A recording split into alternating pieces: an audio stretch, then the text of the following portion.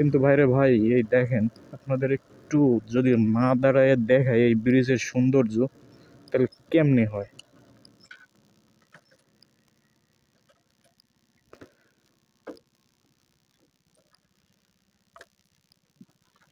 ভাইরে ভাই,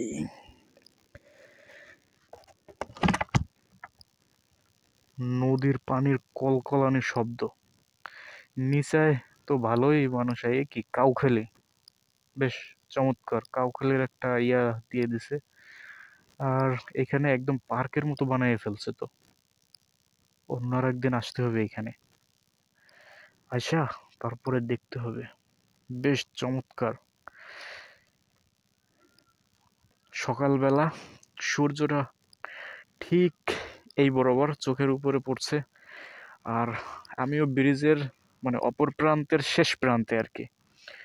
আর এখন মেবি হচ্ছে ভাটা চলতেছে, পানিগুলো সব এদিক থেকে ওদিক যাচ্ছে।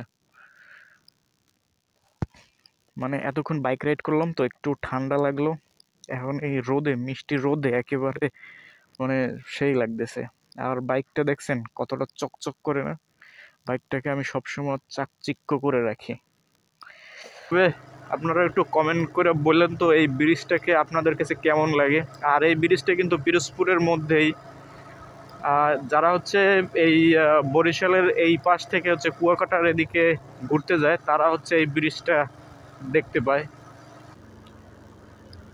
আকাশটাও যথেষ্ট নীল, অ্যান্ড ব্রিজটাও খুব সুন্দর লাগতেছে। আর পিছন থেকে রোদের যে মিষ্টি কি বলে কিরণ পিঠের উপরে লাগতেছে, খুবই ভালো লাগতেছে। এদিকে দেখি ভাই, ভাই রে ভাই, বিরাট জায়গা তো, চর জাগছে দেখি।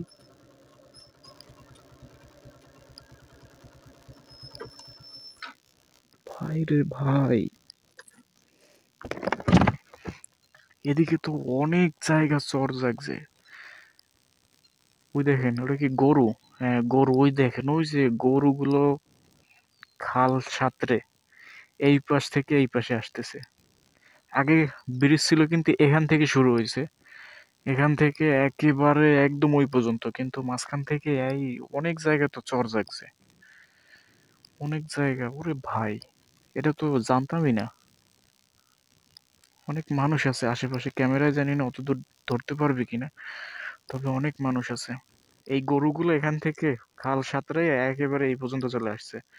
মেবি এখানে এই যে টগর মগর, তারপরে এই যে ঘাস, এগুলো খাবে। বেশ ভালো ভালো ভালো, অন্য আর একদিন সময় নিয়ে আসতে হবে, নিচ থেকে, মানে এটার নিচ থেকে ফিল নিতে হবে। বেশ চমৎকার চমৎকার।